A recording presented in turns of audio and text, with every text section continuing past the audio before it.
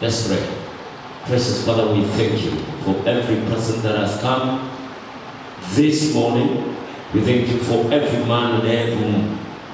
As you continue to teach about the sacrifice, oh Lord God, may we go deeper to know the meaning of one sacrifice before the Lord. You yourself, Jesus, you sacrifice yourself as a ransom for the remission of our sins. Help us, Lord, that we may also sacrifice ourselves for the sake of others. You died that we may live. Help us, Lord, we may give our lives for others to live as well, for others to benefit. May we understand that whatever we sacrifice surely will be of greater value in the end of it all. We thank and we bless you. In Jesus' name we pray. Amen. Hallelujah. I greet you in Jesus' name. Amen. I greet you in Jesus' name. Amen. Last Sunday we saw the meaning of sacrifice and the people that really sacrifice their lives for the sake of others to benefit. When we talk about sacrifice, first and foremost,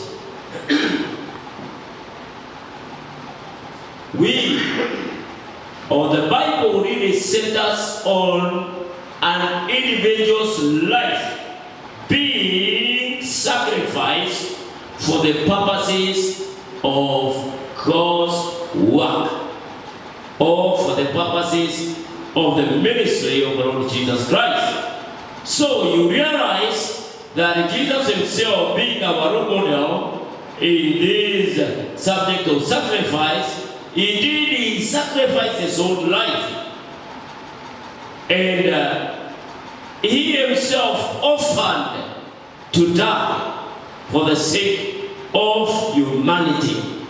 In the same aspect, we are supposed to sacrifice ourselves so that the work of the ministry may progress, may move forward, may have an impact in the kingdom of God, and also others may benefit out of our sacrifice.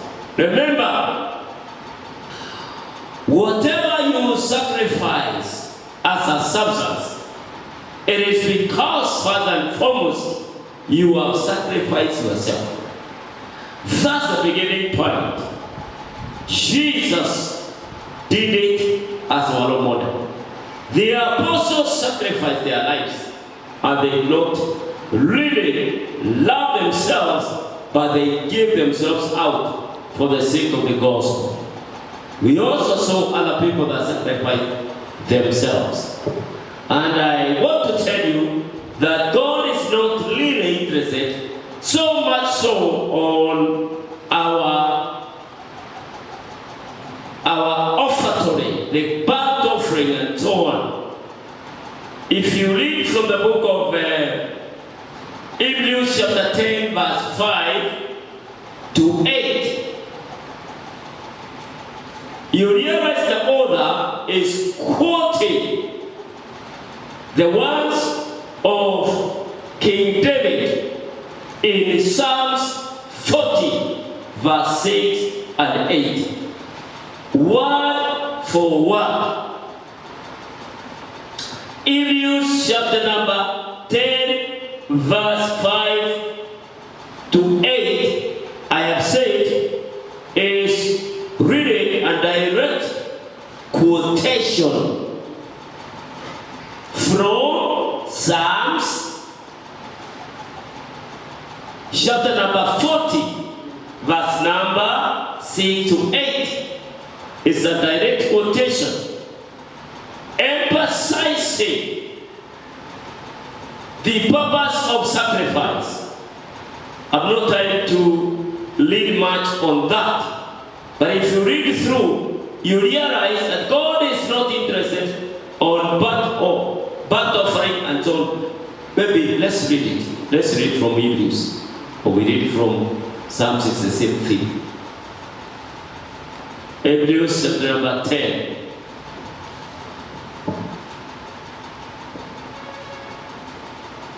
Okay, very quickly I read from Hebrews chapter number 10 verse 5. Therefore, I'm reading from NIV translation. Therefore, when Christ came into the world, he said, sacrifice and offering you did not desire, but a body you prepared for me.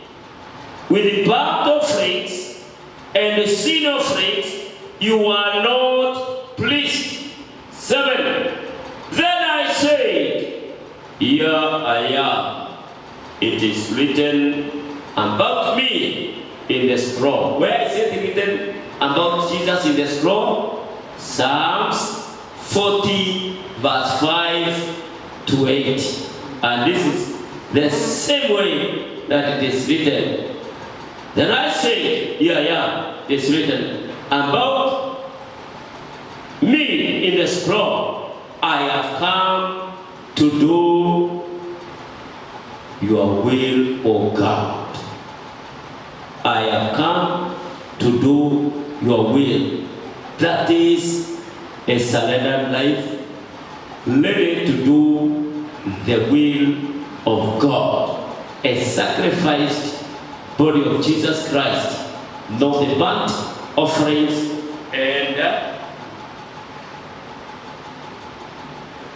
the sin offerings and other offerings.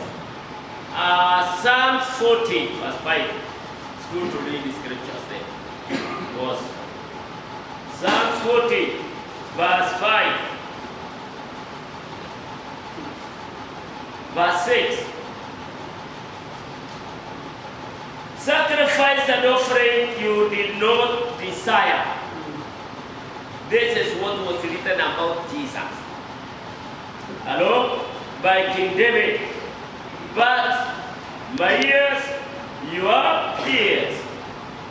Burnt offerings and sin offerings you did not require. Then I say, here I am. I have come. It is written about me in the scroll. I desire to do your will. Oh my God, your law is within my heart. I desire to do your will. I desire to do your will. That was the purpose of Jesus Christ coming, so that he could do the will of the Father. When Christ came into the world, he said those words as they are recorded in the book of David. And in the Psalms of David 40, chapter 6 to 8. This is the great express of Christ's obedient submission to the Father in coming to earth. So that the Mosaic sacrifices are replaced by submission, obedience to the will of God. Amen? So when we are talking about the sacrifice, really, it is not only what we give as an offering, as a tithe, or as a operation slab 2020 contributions. It is not what you carry as a sacrifice that is so important before the eyes of God. But what is so important is a sacrifice heart ready to do the will of God. A sacrifice ready to go an extra mile for the purposes of accomplishing the divine plan of God concerning you on planet Earth. What matters most and what God is pleased with is you as a person releasing yourself to your Maker so that He can make you a better woman, so that He can make you a better man. He wants you totally to sacrifice to Him, to His will, submitting in obedience to the will of the Father. And when you submit yourself, as Jesus did, in total obedience to the will of the Father, then you can offer your tithes, your sacrifices, your contribution for SOP very freely. And your giving will be received by your Father in heaven. It will not be like the giving of Cain, which was rejected.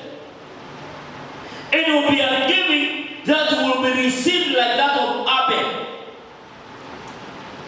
Hallelujah. Praise be to God.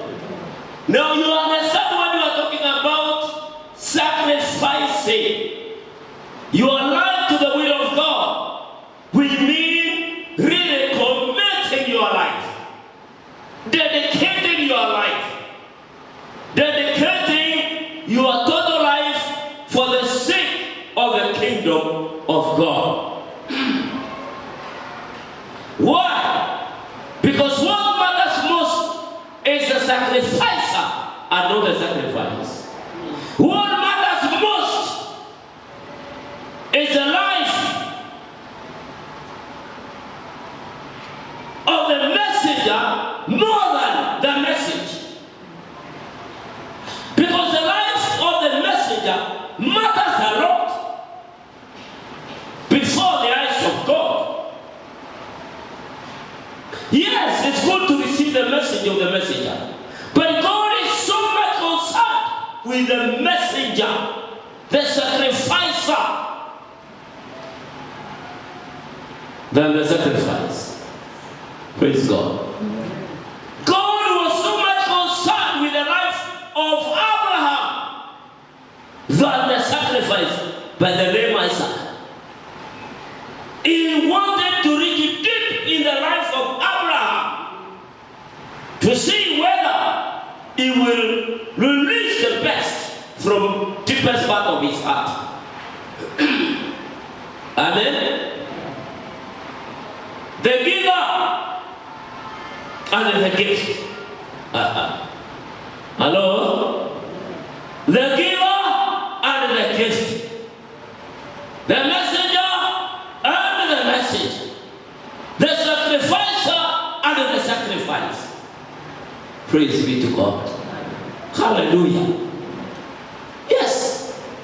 It's good to give good gifts, but the Lord is concerned with that giver. The attribute of that giver. Whether the gift is given from the deepest part of your heart, or it is given with an ulterior motive. Amen. Praise God. Hot water. That is good. You have good? You have good?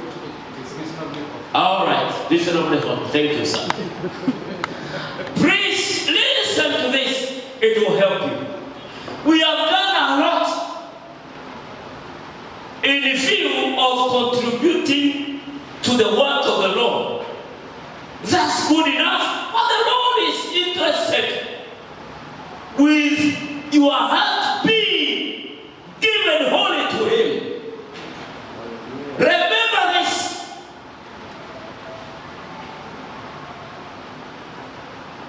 A broken and a contrite is what pleases the Lord.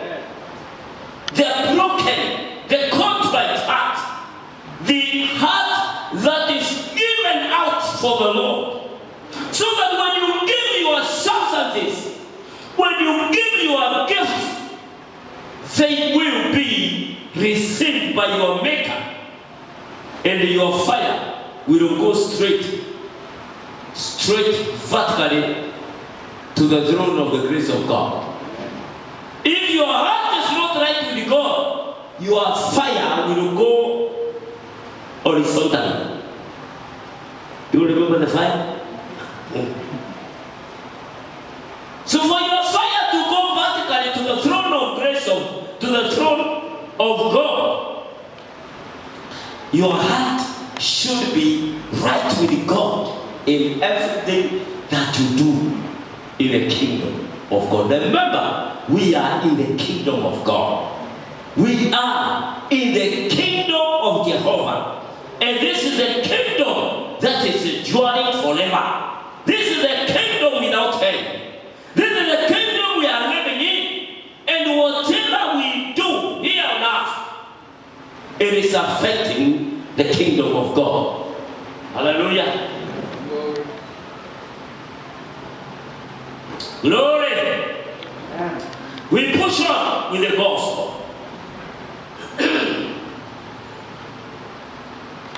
So, believers, first and foremost, we ought to sacrifice our bodies as living sacrifices, holy and acceptable before the Lord. Romans 12, verse 1. Romans 12, verse 1. When Apostle Paul was writing to these people of the Roman church, he was telling them, my dear brothers, offer your bodies as living sacrifices. Living sacrifices which are acceptable before the Lord. Offer yourself. Offer. There is an aspect of the sacrifice that you offer to God. But before you offer your substance, your money, your gift, you contribute monetary valuable provisions. First and foremost, offer your bodies as living sacrifice. And he was appealing to the brethren. That's why he says, he starts by saying, therefore, brethren, meaning there are people that have already associated themselves with the Christ the Lord. That was a church in Rome. He was appealing to the people, the brethren. Therefore, my brothers, offer your bodies. Surrender your hearts before the Lord as a living sacrifice, which is acceptable. This is, he was saying, this is your worship before the Lord. And this is what is acceptable before the Lord. And then you can offer the material things in the ministry of the church.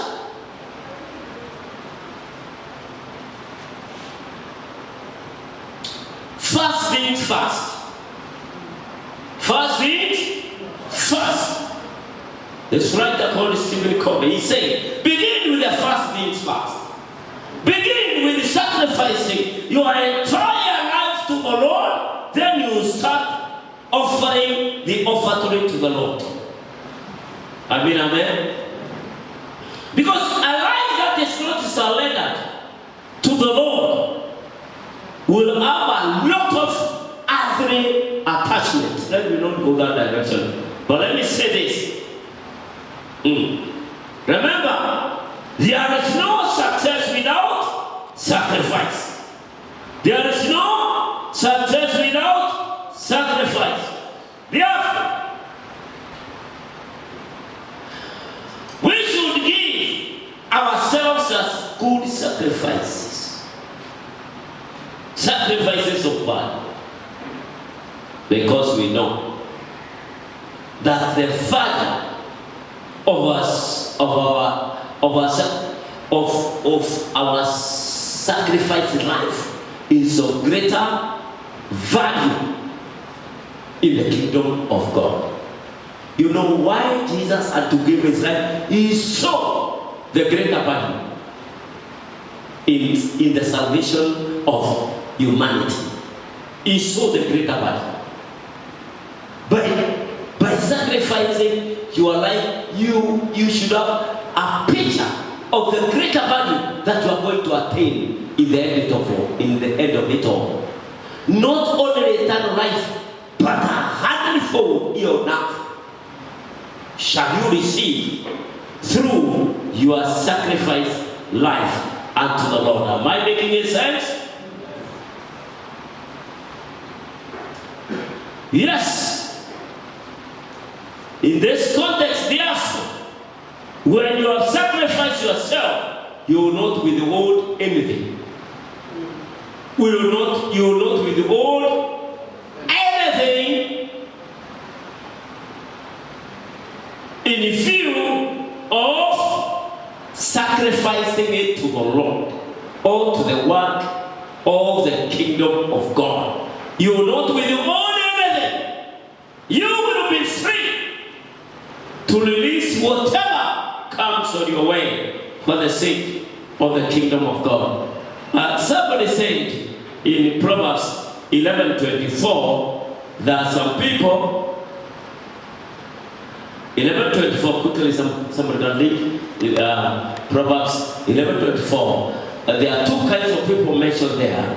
People that withhold their resources and they end up by being very poor, and others releases and they end up by being prosperous.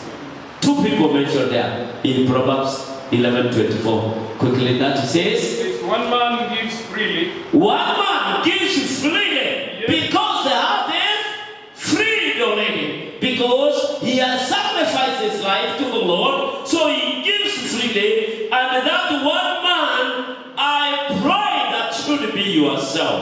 One man gives freely. A man gives freely, yet gains even more.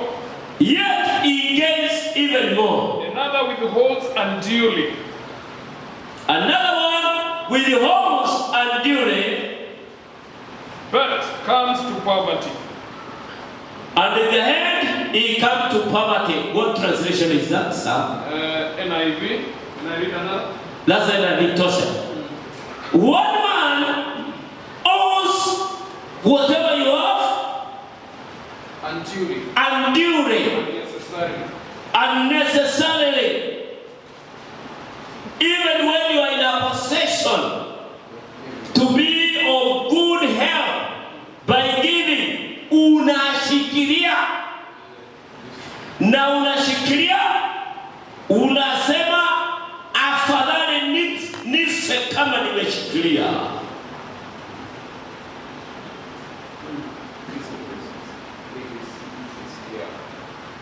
Says there are those who generously scatter abroad. There are those who generously scatter abroad, yet to everybody, and yet increase more. And yet they increase more. There are those who withhold more than is fitting. There are those who withhold more than is fitting, or what is justly due, but it results only in want. Wanaishia kuwa maskini. 25. 6. NIV 25 says, a generous man will prosper. A generous man will prosper. He who refreshes others will be refreshed. A generous man will prosper. Meaning, a person that withhold, who is not generous, will end up in his own poverty. Mkono birika, mkono kaa, utaishia wapi? Umasikini wa mkono hiyo birika. Vile umekuwa mkono birika, maisha yako pia inakuwa mkono birika. Watu wanakuwa mkono birika kwako. Mungu mwenyewe anahakikisha usongi. Why? Because you are not generous. And remember, a generous man will prosper. Why? Because his heart is free. It's a surrendered life. And he has sacrificed his life to serve the Lord with whatever he has. And therefore, he is ready for an extra mile. And that man will prosper. The Bible says that no man that is generous in giving that will ever end up by being poor. Never. You cannot be a giver and you end up by being poor. Let me push on a bit. Now we are coming to the major concern about sacrifice. As we sacrifice from the bottom of our heart. And when we talk about sacrifice, we are not limited.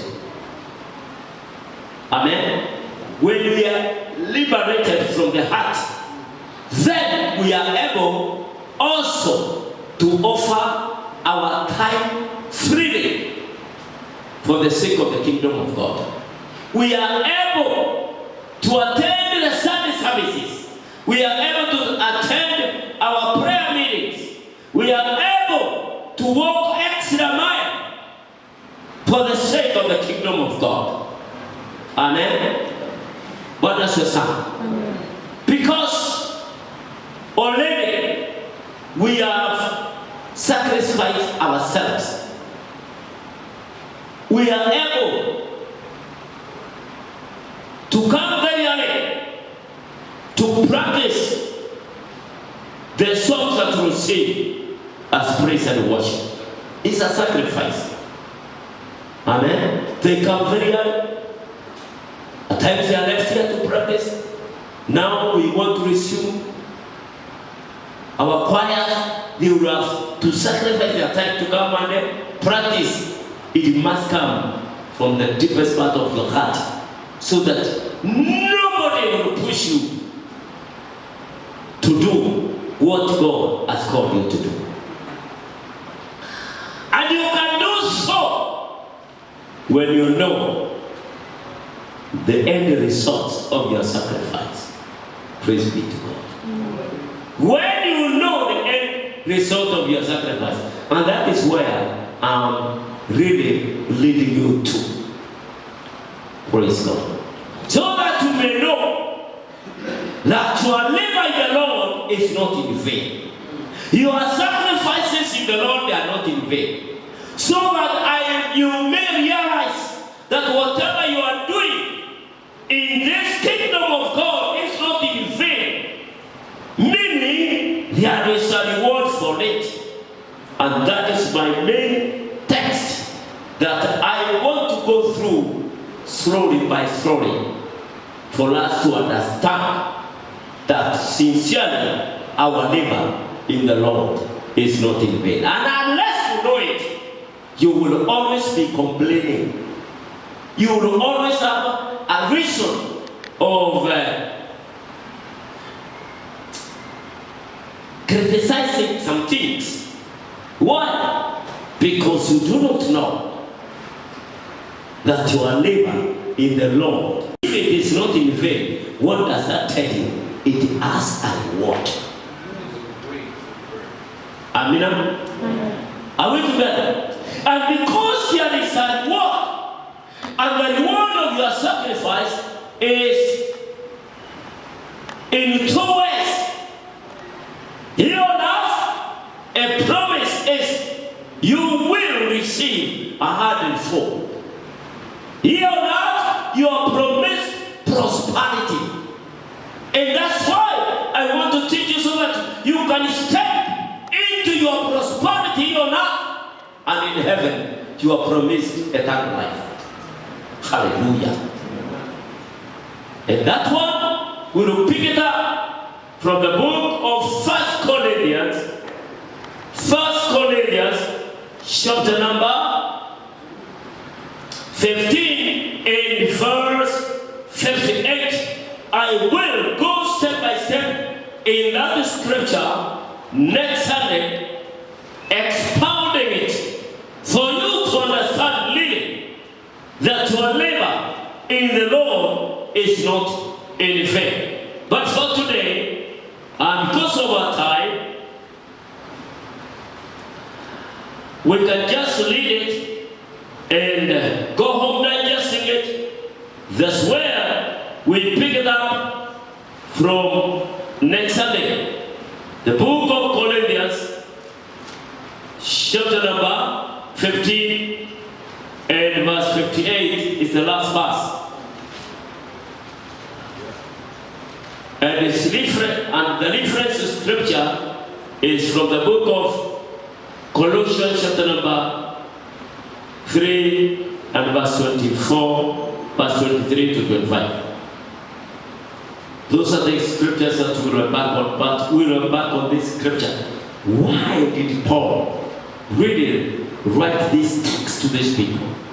He wanted to assure them that their labor in the Lord is not in vain, so that they do not relax in the ministry. They did not relax in serving the Lord, and more so in contributing towards the support of the ministry that they were involved in, and also to support the ministers of the gospel.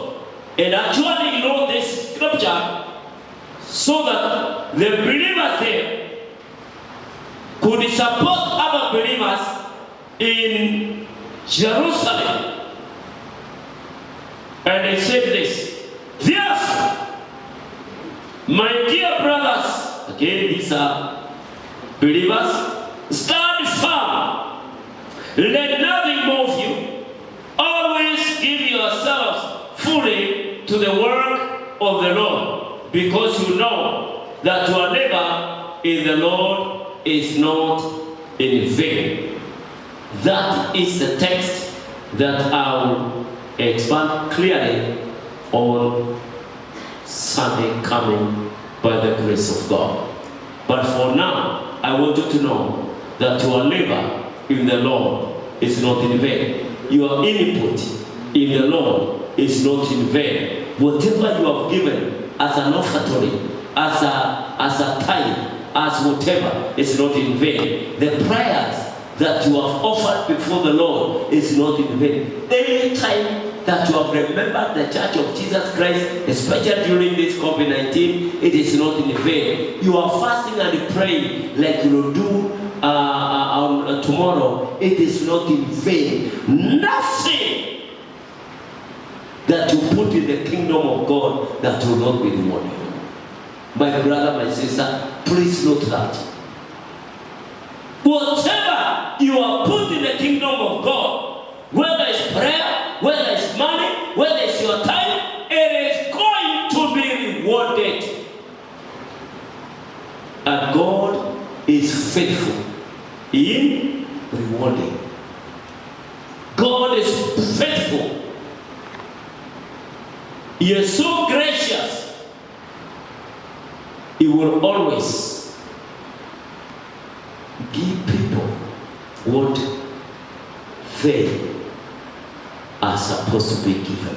He will reward them justly because He is a just God. I imagine namalizia hapa. I imagine I have to call it off there. Prepare on Sunday. We are going to move deeper to the two scriptures, and I will explain it clearly. That's why power tried to those people, so that he could encourage them. And indeed, they did marvelous things. When they were very poor, they gave. The secret was, they give themselves first to the Lord. I'll leave that to you next time. Let's pray. Jesus, we thank you for the hearing of your word. You have given us an opportunity that we can come together again and worship you and give ourselves to you as a living sacrifice, acceptable and holy before you.